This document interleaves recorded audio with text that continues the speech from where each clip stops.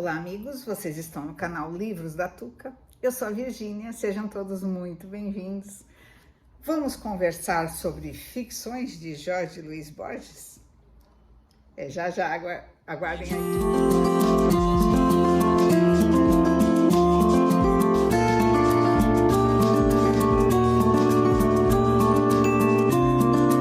Bom, pessoal, foi a minha primeira experiência com Borges, tá? Eu nunca tinha lido nada dele. É um livro fininho, como você pode ver, mas não se iluda. É um livro para você ler devagar. São contos divididos em duas partes. A primeira parte ele escreveu em 1941, ou foi publicado em 1941, com o nome O Jardim das Veredas que se Bifurcam. Existe um dos contos com esse nome. São apenas 7, se eu não me engano. E a segunda parte ele escreveu em 1944 com o título de Artifícios. São contos um pouco diferentes dos da primeira parte, mas em alguma coisa semelhante. Bom, para começar, eu gostaria de dizer que Borges é um cara que extremamente intelectual, extremamente um conhecimento incrível, porque tudo que ele fala aqui vai te fazer pensar, sabe? Vai te fazer pesquisar, porque, assim, que inteligência, gente, que gênio. Eu fiquei maravilhada. A princípio, logo de cara, o primeiro conto se chama Tlon, Uqbar e Orbius Tertius. Entenderam alguma coisa? Não. Esses nomes se referem... Tlon é um planeta, Uqbar, um país, e Orbius Tertius é sociedade secreta. Nesse conto, você vai ver uma conversa, começa com uma conversa entre Bioy Casares e Borges, sobre um verbete numa enciclopédia, o verbete seria Uqbar, que Bioy havia encontrado. E eles começam a conversar sobre isso e procurar, e não acham. Então fica um mistério. E esse mistério, depois não vou contar o conto aqui, porque realmente já tem, olha, vocês precisam ler e reler cada conto, tá? Porque assim, tem muitos vídeos aqui na internet que vai poder te ajudar a compreender. Esse, em especial, ele vai te fazer imaginar, né, realismo mágico, realismo fantástico. É por aí que Borges escreve, tá, gente? E você vai acabar de ler esse conto e vai falar, meu Deus, sobre o que é mesmo? Entendeu? E depois você relê e você vai compreender, tá? Então, no fundo, ele quis fazer uma metáfora, em quase todos os contos é isso, pelo menos é o que eu entendi, né? Do que seria um mundo diferente, tá? Diferente, porque esse planeta Tlon lá é tudo diferente do que nós estamos acostumados. E ele faz ele nos dá uma ideia do que seria se fosse realmente verdade e como a humanidade ia querer seguir os métodos de Tlon. Mais ou menos isso, tá? Um resuminho rápido. Bom, gente, o segundo conto chama-se nada mais nada menos que Pierre Menard, autor de Quixote. Esse Pierre Menard é um escritor francês que resolveu que ele vai escrever Quixote de Cervantes. Aí você vai falar, mas como assim? A ideia dele é essa mesmo. Não é mudar a história, não, é escrever novamente. É uma coisa meio complicada. E ele era, né, segundo o Borges aqui contando, né, um escritor de renome, sabe? E ele queria realmente, começou inclusive a escrever essa obra, a reescrever essa obra, mas sem mudá-la. Compreendem a coisa? Bom, enfim, ele acaba... tem um trecho aqui, ó. Refleti que é ilícito ver no Quixote final uma espécie de palimpsesto. Aí eu falei, o que é isso? Fui procurar. Palimpsesto é um manuscrito que teve o original removido e substituído por outro. Não é isso que ele queria. No qual devem transparecer os traços, tênues, mas não indecifráveis, da escrita prévia de nosso amigo. Aquilo que se raspa para escrever de novo, é isso que é um palimpsesto, ou seja, raspa, né? Tirava e ele reescrevia, mas com as mesmas palavras. Então é uma coisa estranhíssima, tá? Esse é o segundo conto. Não posso contar muito, gente. Agora vem o meu favorito dessa primeira parte. O meu favorito? Ai, não sei, teve outros favoritos. O primeiro favorito, vai. As ruínas circulares. Gente, esse aqui é sobre uma espécie de mago, que ele chega num local onde tem uma espécie de Stonehenge, aquelas ruínas circulares, de pedras circulares, e ele está muito doente e lá ele se cura. E depois ele fica ali, aos sonhos, sonhando em criar um homem, um ser, né? Que seria muito melhor do que ele. E no sonho ele consegue fazer isso. Então eu acredito que aqui ele fez uma mistura de magia, né? Com até ciência, com sonhos, né? Metafísica, sei lá, como você queira chamar. E ele realmente consegue fazer essa criatura, que nessa hora eu me lembrei um pouco até de Frankenstein, né? Porque ele queria criar uma criatura. E é um conto curto esse, sabe? E ele vai depois perceber, depois que esse filho, né, já está pronto para andar pelo mundo, ele o manda andar pelo mundo. E o final vocês vão entender depois que vocês lerem, tá? Depois vem a Loteria da Babilônia. Gente, a Loteria na Babilônia. É sobre uma loteria que havia, né, na Babilônia, uma coisa diferente, foi criada lá, talvez tenha sido criada realmente por eles, né? A princípio era uma brincadeira e depois virou algo sério. Virou tão sério que o governo do local obrigava todas as pessoas a participarem da tal Babilônia. Detalhe, da tal Loteria da Babilônia. Detalhe, nem sempre você ganhava algo de bom, que as loterias que a gente sabe, você ganha os prêmios. Muitas vezes você recebia reprimendas, você recebia, sei lá, coisas que você não queria que lhe acontecessem. Muito estranho. Esse conto me fez lembrar, não sei se vocês já leram, um da Shirley Jackson. É isso?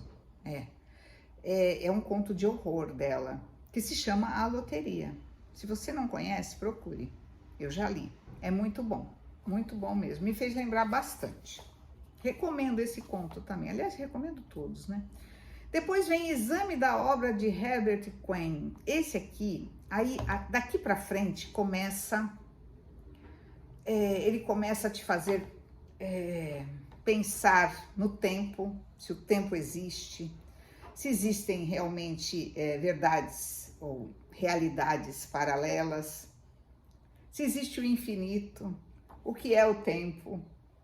Nesse do Herbert Quinn, você vai começar a pensar nisso por causa de livros que ele vai indicando aqui, livros que esse cara teria escrito, como, por exemplo, The God of the Labyrinth, que seria o Deus do labirinto. E a estrutura do conto é tão labiríntica que você vai se sentir realmente... Vocês já entraram num labirinto? É muito interessante. Já entrei algumas vezes. Quando criança eu amava, né? Tinha um local também aqui em Santos que tinha um labirinto infantil, naturalmente, eu gostava muito. E depois, anos depois, eu levei meus filhos. Não sei se existe ainda, acho que não. Quem é de Santos deve saber, lá no Rebouças, né? Era bem legal. Mas, enfim, esse conto já vai te deixar mais ligado, sabe? Quer ver? Porque no final, olha o que ele fala. O leitor distraído pela vaidade crê que os inventou. No terceiro livro, The Rose of Yesterday, eu cometi a ingenuidade de extrair as ruínas circulares, que é uma das narrativas do livro O Jardim de Veredas que se bifurcam. Ou seja, ele quis dizer que ele extraiu um dos livros do Quen, uma das ideias, para colocar no conto dele, lá no Das Ruínas. Então, muito interessante, eu amei esse conto também. Depois vem a Biblioteca de Babel. Quem não ouviu falar em Babel, não é mesmo?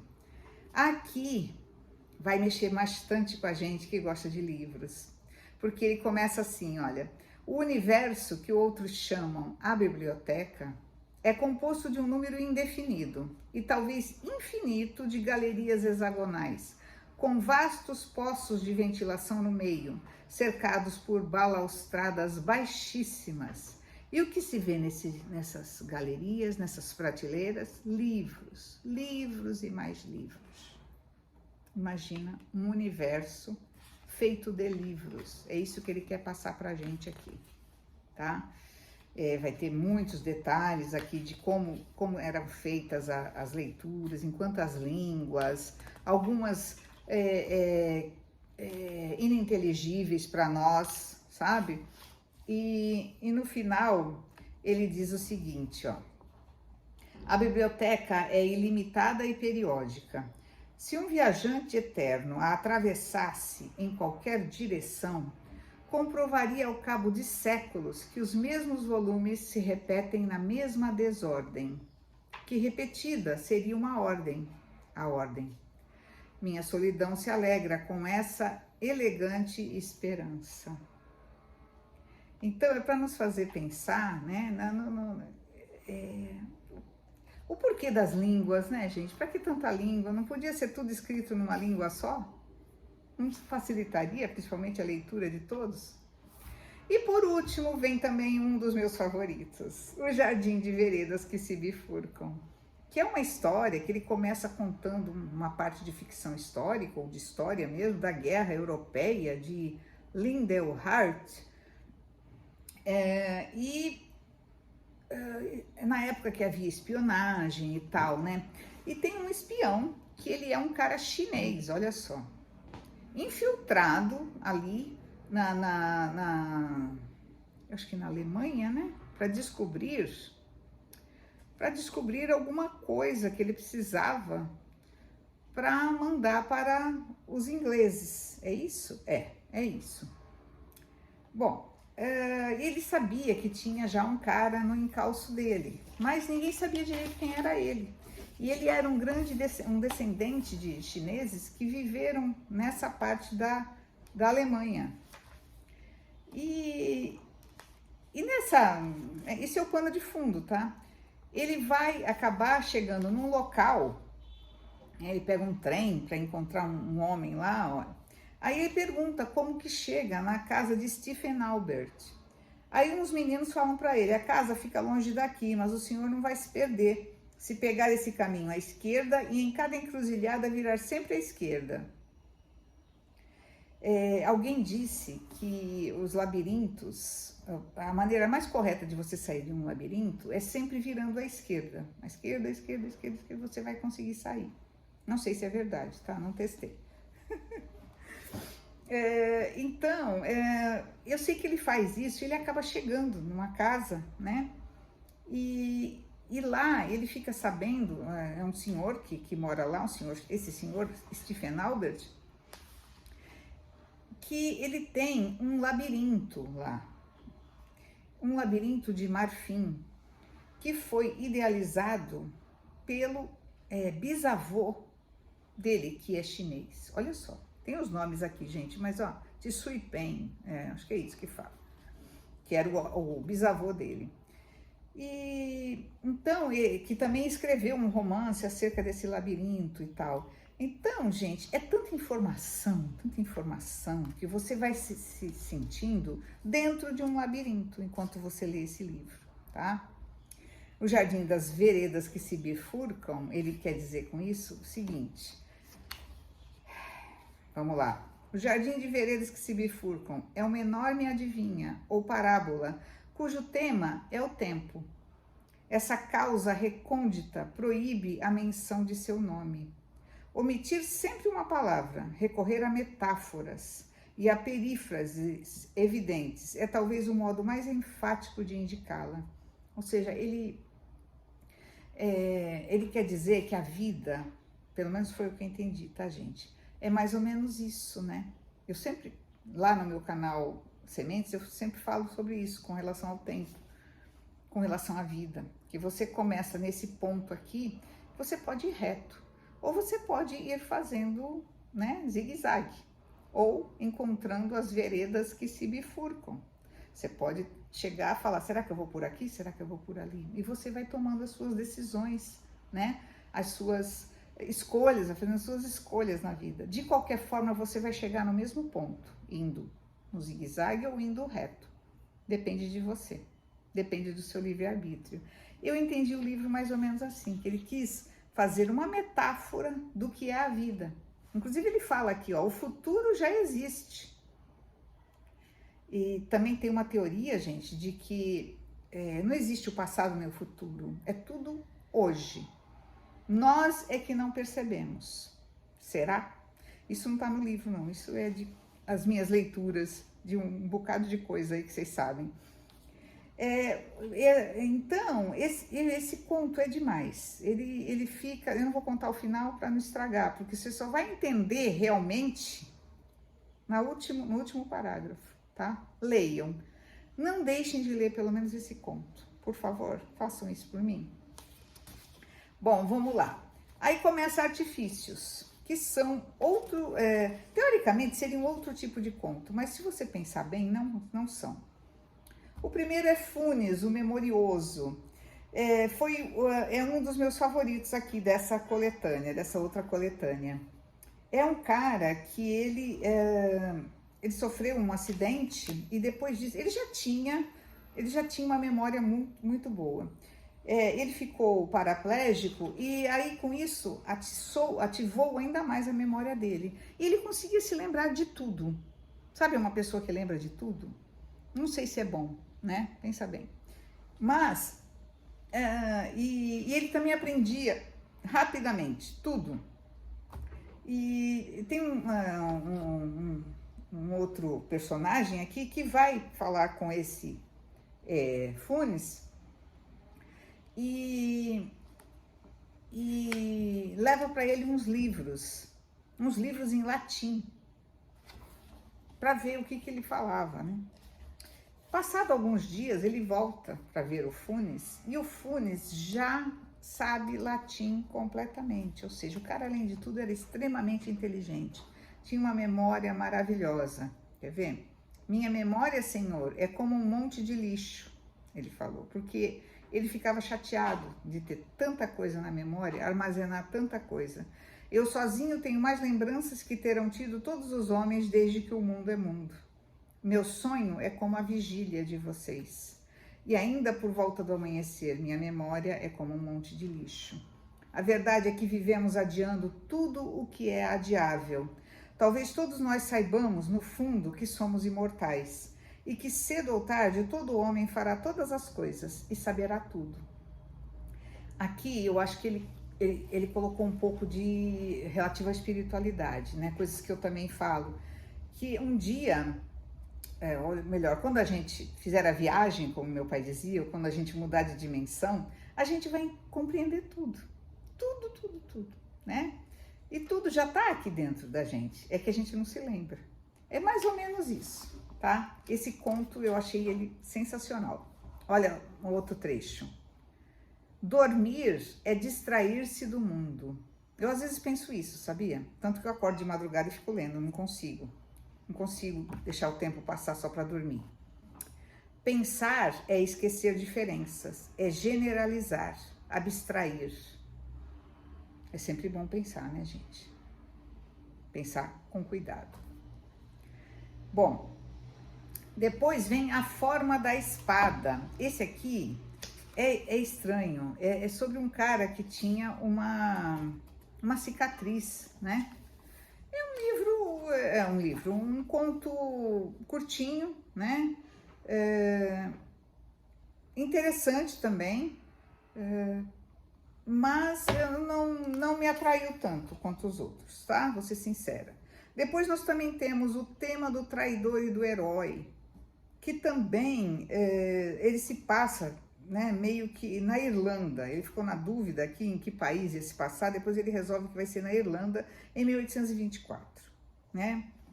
E esse tem um narrador chamado Ryan, ele é bisneto de um herói lá da Irlanda, tal de Fergus Kilpatrick, né?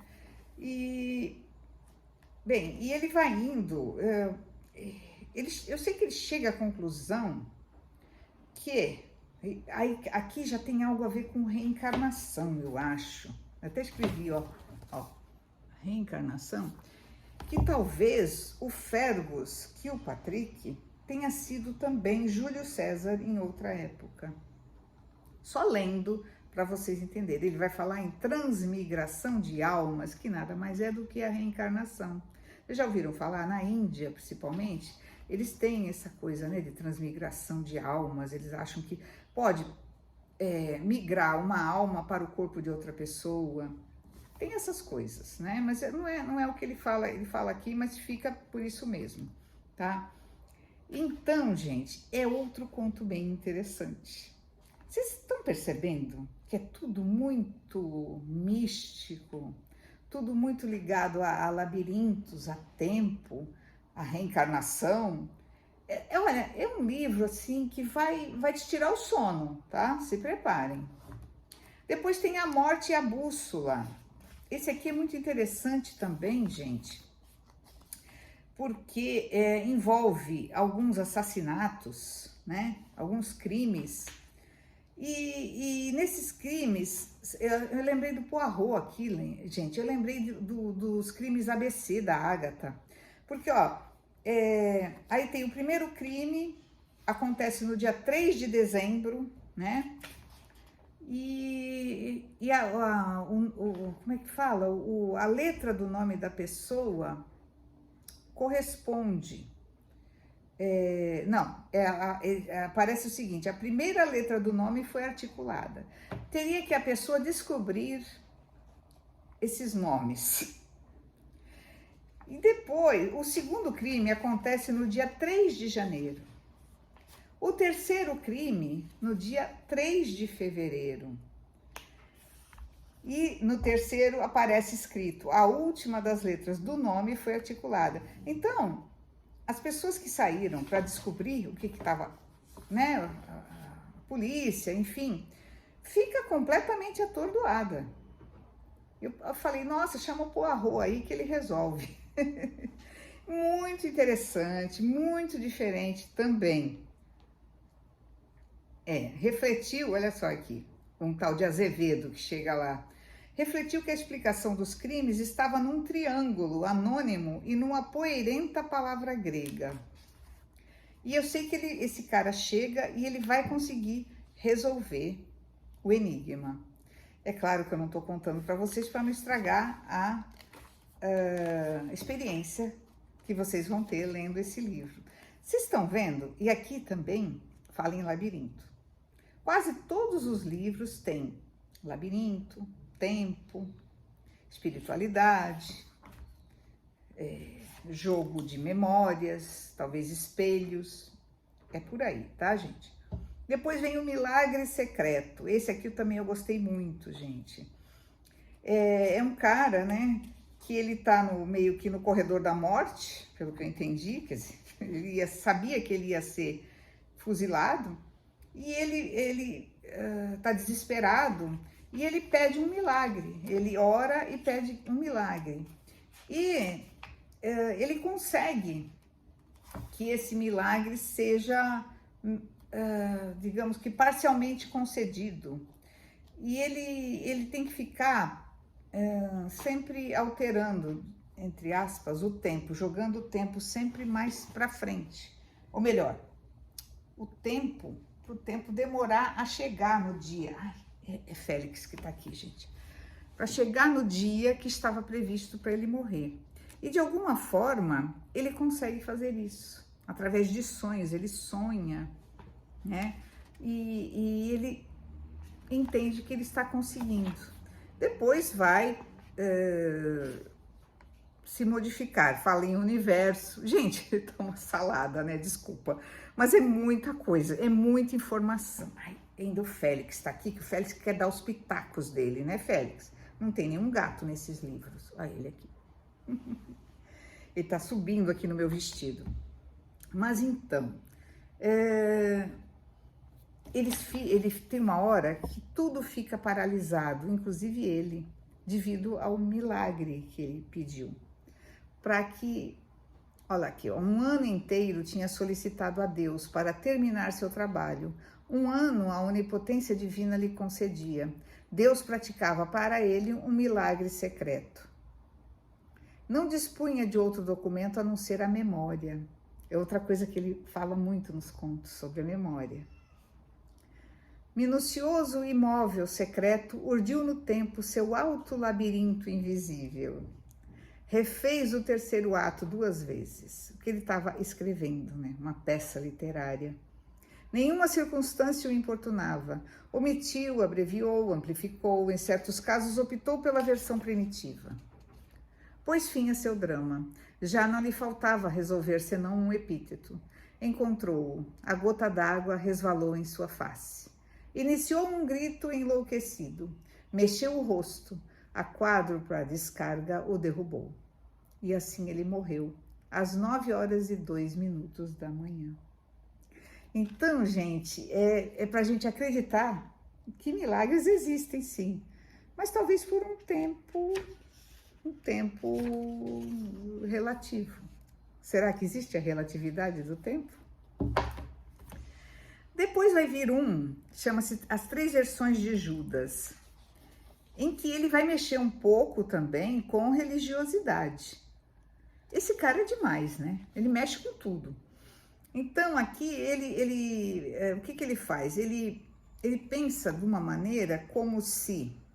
É algo que eu já tinha ouvido falar, sabe? Eu vou até falar para vocês em uma palestra que eu fui há muito tempo, sobre Judas. Se Judas seria realmente o algoz de Jesus, né?